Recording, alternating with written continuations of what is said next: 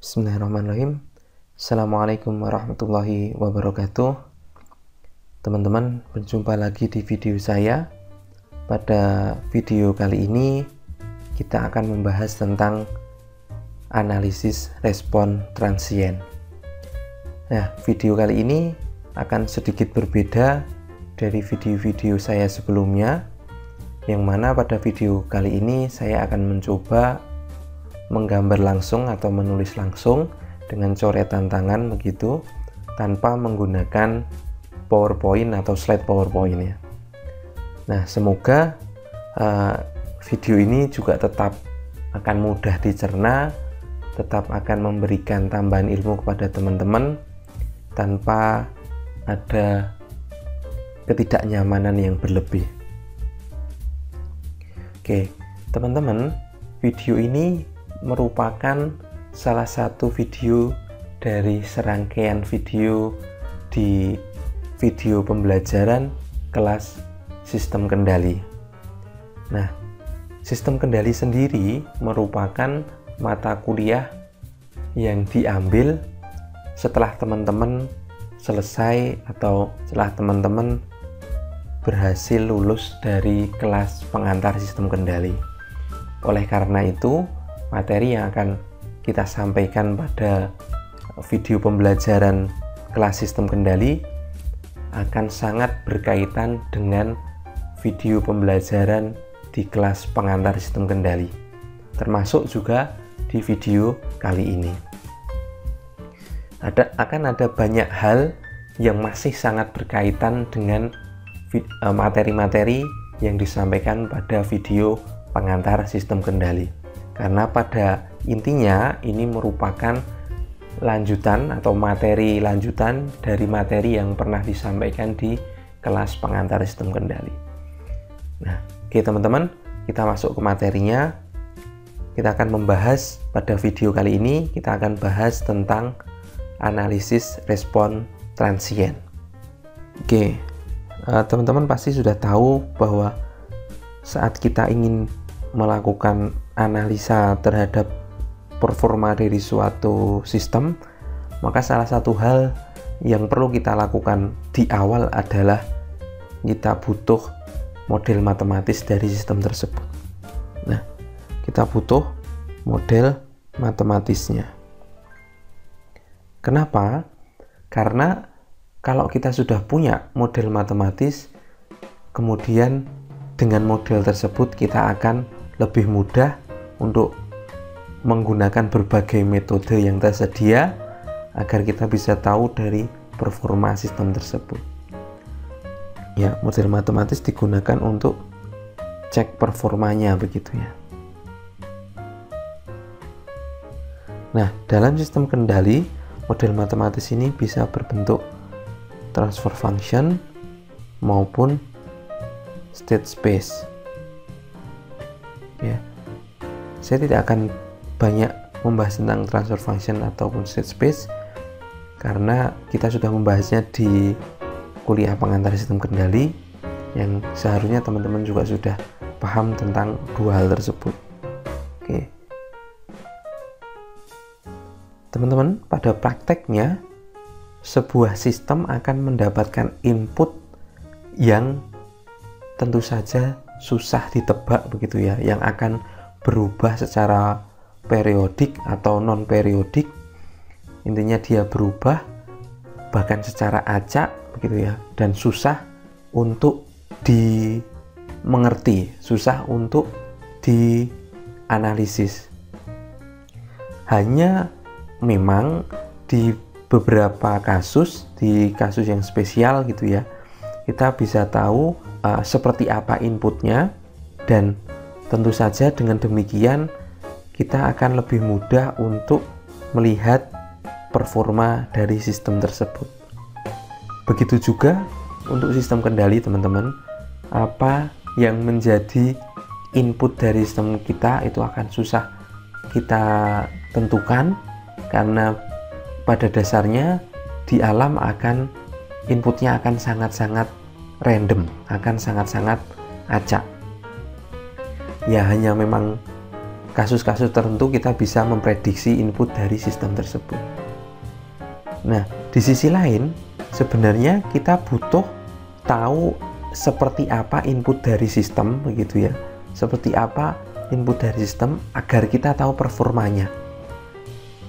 Dengan kita tahu input dari sistem, kemudian kita bandingkan dengan outputnya, maka kita bisa mengetahui performa dari sistem tersebut. Jika kita punya sebuah sistem, misalkan kita tuliskan di sini ya, ini ada sistem, kemudian kita berikan berbagai macam input yang sudah kita ketahui karakteristiknya, kemudian kita cek keluarannya, maka dengan perbandingan output dan inputnya kita bisa melihat performanya. Itulah kenapa untuk analisis sistem, salah satunya juga tentu saja di analisis sistem kendali ini, di respon transiennya, kita butuh input-input yang sudah terstandarisasi. Bisa dibilang sudah terstandarisasi. Kenapa? Karena kita tahu karakteristik dari input-input tersebut. Nah, dengan kita tahu performa sistemnya, begitu ya, dengan kita memberikan input yang sudah kita tahu karakteristik sistemnya, kemudian kita bisa menganalisis outputnya, begitu ya, kita tahu bagian inputnya, kemudian kita tahu outputnya, kita tahu pasangan antara output dan input, begitu, maka kita akan lebih mudah dalam mendesain sistem kendalinya, dalam mendesain model kendali yang akan diterapkan di sistem tersebut. Nah, untuk itu teman-teman, di awal ini kita akan belajar tentang jenis-jenis sinyal yang biasa digunakan dalam pengecekan performa, begitu ya, dalam testing sistem, atau kita sebut sebagai test signal, begitu ya, test signal atau sinyal yang biasanya kita gunakan untuk mengetes suatu sistem. Beberapa jenis sinyal ini antara lain adalah step ya, step function atau fungsi step atau fungsi langkah ya. Yang kedua ada ramp function. Ramp itu adalah berundak naik, begitu ya. Yang ketiga ada acceleration.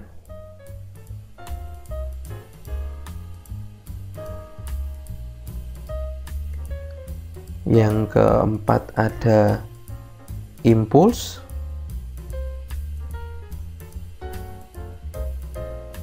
Kemudian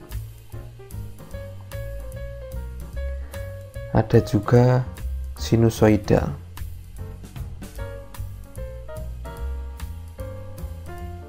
Nah, biasanya juga ada yang menggunakan white noise, begitu ya.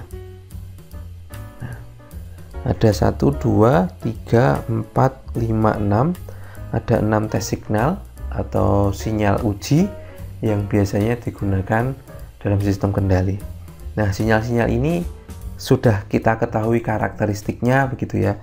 Seperti kalau step itu dia berubah dari 0 ke 1, kemudian nilainya tak berubah lagi, maka itu bisa menggambarkan sebuah sinyal, sebuah masukan yang berubah secara drastis ke suatu titik tertentu, begitu. Kemudian kalau acceleration, maka kita bisa tahu bahwa sinyalnya akan digunakan untuk menguji sistem yang mendapatkan input yang nilainya akan terus berubah secara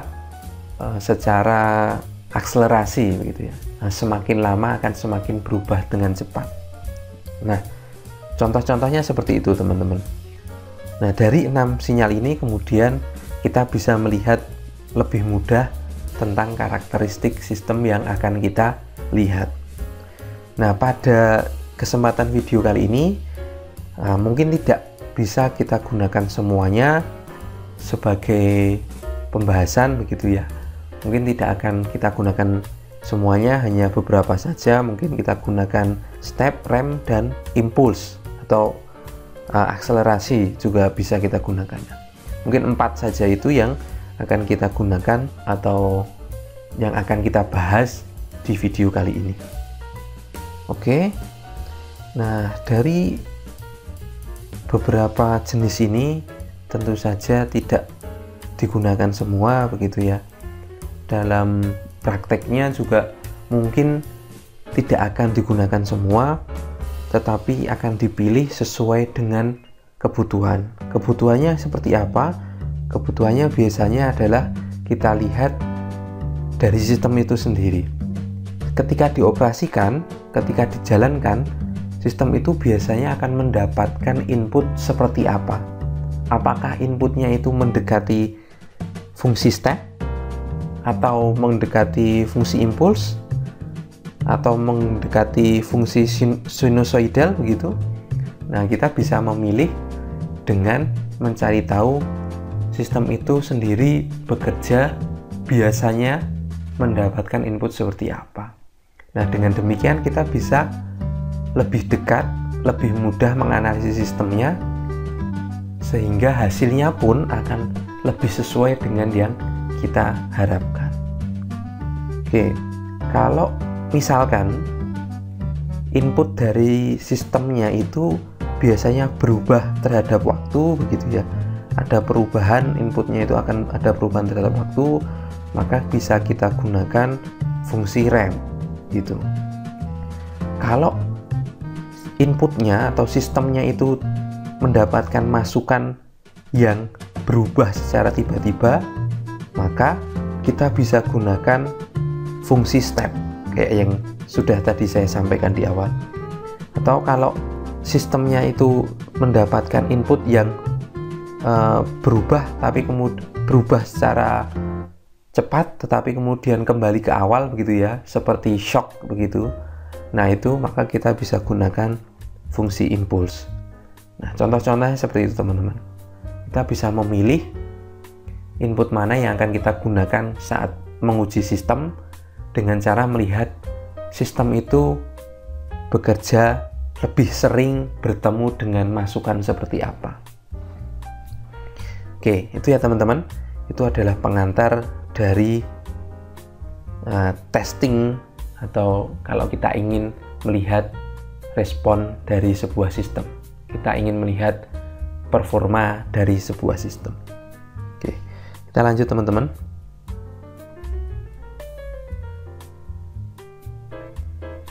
Oke, selanjutnya kita masuk ke bahasan kita, bahasan yang utama, yaitu transient respon atau respon transient.